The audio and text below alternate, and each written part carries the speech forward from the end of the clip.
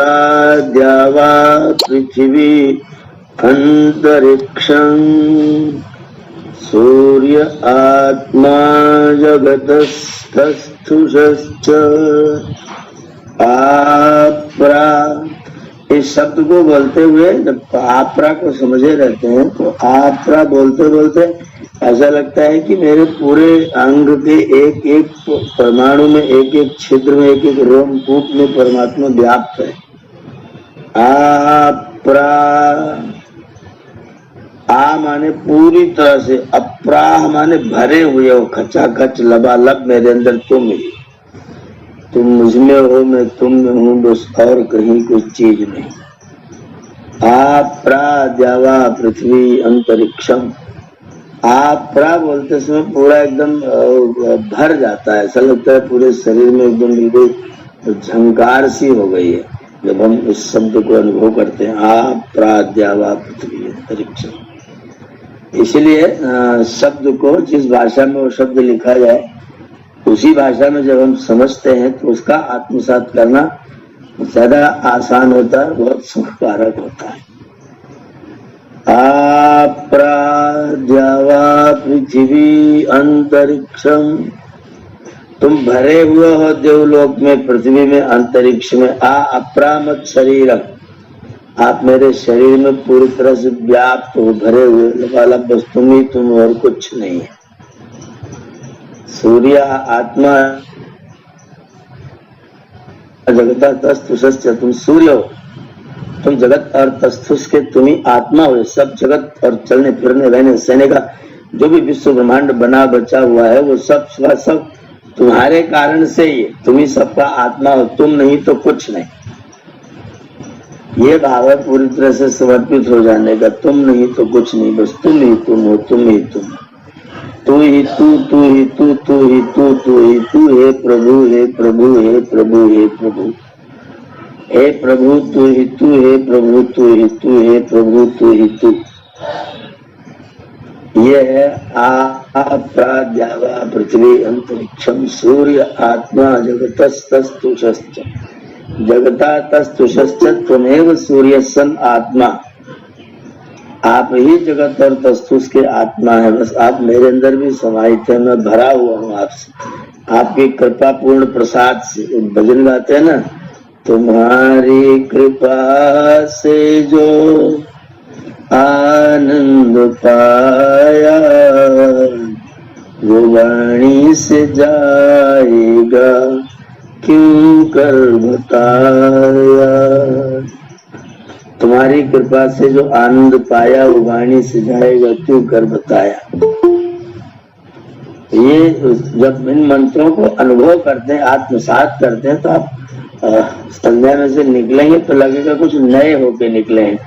जैसे कोई आदमी एकदम गर्मी से तप रहा और एकदम जाकर शीतल पानी में जाकर के घुस जाए, एकदम जो उसको जो आनंद आता है वो आनंद संध्या में बैठ करके इन मंत्रों को आत्मसात करते हुए आता है।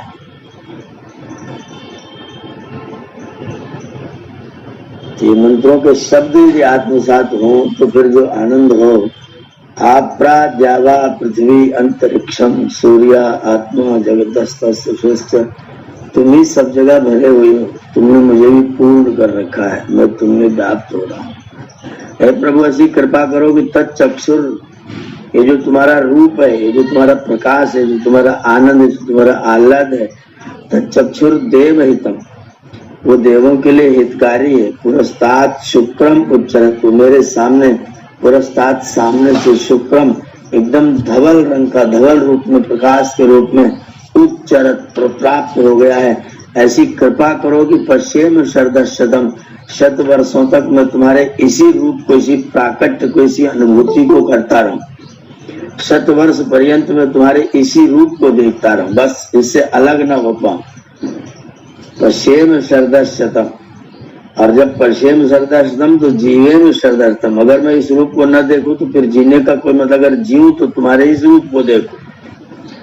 पश्चिम शरदशतम जीवे में शरदशतम, हम 100 वर्षों तक जिए तुम्हारे इसी रूप को देखते हुए, और बस तुम्हारे वेद वचनों को, तुम्हारी कृपाओं को, तुम्हारे आशीषों को सुनयाम शरदशतम, और सारी दुनिया को तुम्हारी कृपा को बताते फिरे घूम घूम के कि मैं बहुत आनंदित हूँ, मैं बहुत प्रसन्न हूँ। और कभी भी अधीना श्याम शरदशतम, कभी भी दीन वचन न बोले हाय मैं तो गरीब हूँ, मेरा तो ये मिट गया, मेरा तो वो मिट गया, कुछ भी नहीं मिटा है।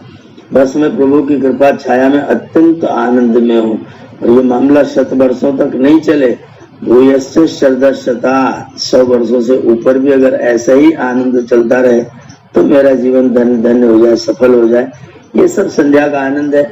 जब इन मंत्रों को आत्मसात करते हैं, इनकी अनुभूति हो, मंत्र बोले फिर अर्थ विचार करें, वो अभी बहुत पहली क्लास है, बहुत लोअर स्टेज है।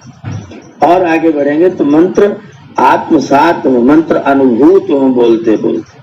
जब मैं भू पुनः तो शिरे से कहूँ तो मुझे पवित्रता प्रतीत होने लग जाए, भुआ पुनः तो नेत्र कहूँ तो मेरे नेत्रों में पवित्रता प्रतीत हो, स्वा पुनः तो कंठे, महा पुनः तो हृदय, मंत्रों को पढ़ते हुए मेरे हृदय में, मेरे चित्त में, मेरे मन में, मेरे अंतःकरण में सर्वत्र पवित्रता प्रतीत होने लग जाए, ये मंत्र आत्मसात होने लग जाए, तब संध्या का अभ्यास की बात आएगी। मंत्र बोलते समय और कुछ हो ही ना, ईश्वर के अतिरिक्त और कुछ हो ही ना, अपने अतिरिक्त बस मैं हूँ, मेरा प्रभु है, बस बाकी और कुछ नहीं। बाकी जो है सब उसी की छाया, उसी की माया, उसी की कृपा है। जो कुछ जगत में दृष्टिगोचर, यह जगत्याम जगत यत्किंच, जो कुछ भी इस जगती में जगत है गतिशील चल फिर रहा है, तत्सर्वम ईशावास्य, सब इसके द्वारा आवास से, सब उसी की कृपा है, उसी की सब व्यवस्था है, उसी का सब न्याय है। वो जाने मैं अपने आप को समर्पित करता हूँ, बस ईश्वर प्रणिधानम। ये है संध्या। तो मंत्रों को आत्मसात करें, मंत्रों को अनुभूत करें, धीरे धीरे अभ्यास करें। मैं पूना में था तो एक इंजीनियर है वहां पर, अतुल बंडेले, तो मराठी है। तो उन्होंने मुझे प्रश्न किया एक दिन, पूना आर्यसमाज में मेरा प्रवचन था, तो उसके बाद में उन्होंने कहा कि आधा घंटा शंका समाधान होगा। तो उन्होंने कहा कि नित्य कर्म क्या है? मैंने कहा पंचयज्ञ है। बोले पंचयज्ञ में पहला, मैंने कहा ब्रह्म यज्ञ है, संध्या है। बोले हम संध्या में क्या करें? ये प्रश्न किया कि हम संध्या में क्या करें। तो फिर इसी पर मैंने उनको 1 घंटा, फिर वो दूसरा कोई प्रश्न नहीं आया, फिर 1 घंटा इसी प्रश्न के उत्तर मैंने लगाया, संध्या में क्या करें। तो मैंने कहा कि आपका अपना अपना स्टेज है, आप जिस स्तर पर हैं, जहां तक आप पहुंचे हैं, उस तरीके से। तो सबसे पहला तो यह है कि आप शब्दों, जो संध्या के मंत्र हैं, उनके शब्दों को हम ढंग से सुन लें, समझ लें क्या क्या शब्द हैं। एक एक शब्द का हमको अलग अलग पता चल जाए। जैसे विदधत विश्वस्य मिषतो वसी, अब वो विदधत विश्वस्य मिषतो वसी में बहुत संकट होता है बोलने में। हृदंच सत्यंचाभिधा तपसोऽध्यजायत ततो रात्र्यजायत ततो रात्र्यजायत तथा समुद्रो अर्णवः ततो रात्र्यजायत। उसके बाद में रात पैदा हुई, तथा समुद्र अर्णव, फिर समुद्र और अर्णव हुआ। समुद्रात अर्णवात अधि संवत्सरो अजायत, जो समुद्र और अर्णव हो गए तो फिर संवत्सर हुआ। तो ये पूरा का पूरा मंत्र का अलग, विश्वस्य मिषतो वसी, विदधत विश्वस्य मिषतो वसी। तो पहले तो संध्या के सब शब्दों को ठीक से पहचान लें, क्या क्या है उसमें। तत् है, फिर चक्षु है, फिर ताकोच्चा हो गया तो तच्चक्षु बना है, तच्चक्षुर्देव हितम पुरस्तात् शुक्रमुच्चरत्। तो एक एक शब्द का, एक एक अक्षर का उसको ज्ञान कि अमुक शब्द का यही भाव है, ये शब्द ऐसा ही पढ़ा जाना चाहिए, बोला जाना चाहिए। तो सबसे पहली कक्षा तो मंत्रों का आत्मसात शब्दों का करें, फिर उसके बाद में धीरे धीरे करके अर्थों का आत्मसात करें।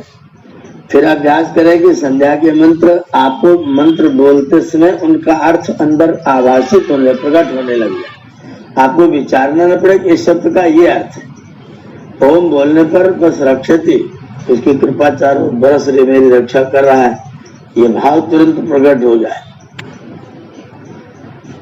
तो जब हम संध्या के पहले शब्दों को आत्मसात करें, फिर उसके अर्थों को आत्मसात करें, फिर अर्थों को जानने के बाद फिर ये सोचें ये जो अर्थ दिए हैं वो मेरे जीवन में कितने सार्थक है, इन अर्थों को मैंने अपने जीवन में कितना उतारा है, कितना मैंने अपने जीवन में लिया है।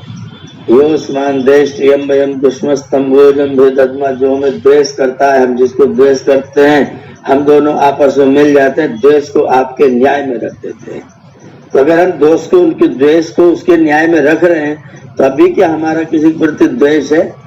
क्या हम किसी का अहित करना चाहते हैं? क्या हम किसी का काम बिगाड़ देना चाहते हैं? तो फिर आत्मनिरीक्षण किया जाए। पहले शब्द पर ध्यान, फिर अर्थ पर ध्यान, फिर शब्दार्थ को जान करके और फिर उसको निरीक्षण किया जाए कि हमारे अंदर वो कितना है। इस तरीके से संध्या का एक एक फायदा जो हम लोग आगे बढ़ेंगे, तो फिर जो संध्या करेंगे और बैठ जाए तो उठने का ही मन नहीं करता, इच्छा होती और बैठो और बैठो और बैठो। और कदाचित उठते भी हैं तो एकदम बिल्कुल सब प्रकाशित रहता, आनंद से भरा हुआ। हृदय के अंदर ऐसी अनुभूति होती कि मानो उगता हुआ सूरज अंदर ही प्रवेश करके बसा हुआ है। ऐसा रक्त वर्ण का प्रकाश, लाल रंग का प्रकाश, में कुछ भी डालो आपके ध्यान में रहेगा, आपकी चेतना में रहेगा, तो वो चीज हमारे जीवन में आकर के प्रविष्ट हो जाए। ये संध्या के मंत्रों का अभ्यास अपने लोगों को करना है। अभी तो शब्द संशोधन ही चल रहा है, अभी पहली क्लास है, और ऊपर चलेंगे तो अर्थ संशोधन पानी कैसे शुद्ध हो, फिर सारी चीज संशोधन होते होते जब परम पवित्र हो जाएंगे, तब तक परम पवित्र के पास जाने का अवसर लगेगा। जब तक स्वयं पवित्र नहीं होते तब तक फिर परम पिता परमात्मा जो पवित्रतम है, उसके पास जाने का अवसर व्यक्ति को कैसे मिल सकता है? तो संध्या करने का मतलब मंत्र पाठ करना नहीं, संध्या माने संधि कर लेना भगवान से उतने समय के लिए, तो बिल्कुल मिल ही जाना, सामने बैठ के बातचीत करनी। जब पुकारे हे ईश्वर, तो ऐसा नहीं को मुंबई में है, ऐसा नहीं को कलकत्ता में है। हे ईश्वर माने मेरे हृदय में विराजमान है, मैं तुमसे बात कर रहा हूँ। अनैन जपोपासनादि कर्मणा, ये जो मैं इतनी देर से आपके पास आने की कोशिश कर रहा हूँ, इस कर्म को करके मैं आपके पास आने का अधिकारी हो जाऊं। एकदम बस आप में और हम में कोई अंतर न रह जाए और हम आपको पा जाए, हम आपका दर्शन कर लें, हम आपको उपलब्ध कर लें, हम आपको आत्मसात कर लें। और हमें फिर अगर हम आत्मसात कर लेंगे प्रभु को, तो फिर ये चारों चीजें तो आनी है। धर्मार्थ का मोक्षाना, धर्म अर्थ और काम और मोक्ष तो सब तैयार रहेंगे। ये है संध्या। संध्या के मंत्रों को, व्यवस्थाओं को, विधियों को आत्मसात करें और धीरे धीरे साधना के क्षेत्र में और आगे बढ़ते जाएं। प्रभु आपका कल्याण करें। जी धन्यवाद। ओम। आचार्य जी 100 साल तक देखते रहें, 100 साल तक जीते रहें, 100 साल तक सुनते रहें, ये भाव तो प्रकट किया जा रहा है। लेकिन यदि ये तो व्यक्तिगत हो गया अपने लिए, मेरे लिए, लेकिन मैं और मेरा परिवार, मेरी संतान अगर उस तरह से नहीं बढ़ रही जैसा कि होना चाहिए, तो अगर हम 100 साल जी जाएं, तो बच्चे अगर ऐसा कुछ भी नहीं कर रहे, फिर हम जीकर क्या करें? ऐसा प्रश्न रेखावन जी प्रस्तुत कर रही हैं। तो ये इसमें जुड़ाव तो है इन दोनों प्रश्नों का। ये बात तो हम तब कर रहे हैं जबकि हमने अभी तक संध्या खुद भी आत्मसात नहीं कर पाया है, और बच्चों का निर्माण जब से होना चाहिए था तब से हमने नहीं किया है। और जो वैदिक व्यवस्था, जो वैदिक परिवार हमारे हैं वास्तव में, उस तरह का वैदिक परिवार हम बना नहीं पाए हैं। उसमें हम पति पत्नी, सबसे पहले जो निर्माता है, जो क्रिएटर है, उन्हीं का एक मत नहीं है, एक बुद्धि नहीं, एक मति नहीं है। तो जब आरंभ से, नींव से बिगड़ना कार्य प्रारंभ हुआ है, तो बहुत ऊपर आकर के आपको टहनी काट छाट के ठीक करना है। तो टहनी आप काट भी देंगे तो उसकी इच्छा है, ऋतु अनुकूल आ गई तो आ गई, छोटी आ गई तो बड़ी आ गई, तो संशोधन के अवसर तो हमने पहले गंवा दिए, तो पूरे हो गए। इसलिए प्रश्न पैदा हो रहा है। अगर हमने संशोधन के प्रश्न ठीक किए होते, संशोधन ठीक से किया होता, और हमारा मामला प्रारंभ से बिल्कुल जो हमारी परिवार व्यवस्था है, जो हमारी पारिवारिक मामले है, उस तरह का ही हमारा परिवार होता, तो इस तरह का कभी कोई प्रश्न उठाने का अवसर नहीं आता। लेकिन आचार्य जी, जिस तरह की परिस्थितियां हैं चारों तरफ, मैं अपनी स्वयं की बात कर लूं अगर, तो ये सब सीखने जानने के लिए मुझे किसी ने बताया नहीं, मुझे किसी ने बुलाया नहीं। और इसी तरह से मैं समझता हूँ कि पूरे समाज की यही स्थिति है कि न तो देखने को मिल रहा है, न सुनने को मिल रहा है, उल्टी उल्टी चीजें चारों तरफ मिल रही हैं। तो व्यक्ति को सही रास्ता मिले कैसे? समय निकल जाने के बाद सामने दिखाई पड़ रहा है कि ये होना चाहिए था, ये होना चाहिए था, ये नहीं हुआ। नहीं, जब होना चाहिए था तब भी हम पूरी तरह से समर्पित कहाँ होते, कहीं न कहीं समझौता तो करते रहते हैं। जब हमें ज्ञात हो गया, जब हमें पता चल गया, तब भी लोग क्या कहेंगे, क्या सोचेंगे मैं ऐसा करूंगा तो, समाज के लोग क्या करेंगे, समाज के लोगों का समर्थन मिलेगा कि नहीं मिलेगा, दुनिया तो ऐसे चल रही, हम कैसे चल पड़े, ये भय शंका हमारे मनों में तभी तो विद्यमान रहती है। हम इतना आत्मबल सजो करके चल नहीं पड़ते हैं। ये निश्चित बात है कि चल पड़ते हैं तो कोई न कोई आपके पीछे आने वाले हो जाएंगे, और जो जिनको आना ही नहीं है, तमोगुणी है, वो आपका रास्ता छोड़ के एकदम हो जाएंगे। जिनको नहीं आना है वो अलग हो जाएंगे, जिनको आना है वो आपके पीछे चल पड़ेंगे। आप अगुआ तो बनने की कोशिश करें, हम तो अगुआते ही नहीं, हम पिछवाते रहते हैं, हम सोचते पीछे चलेंगे, आगे बढ़ करके कार्य नहीं करना चाहते हैं। मेरा निवेदन है जब सही पता चल जाए तो आगे बढ़ के चल पड़े। चटाई इतना सीन निकाल दिया।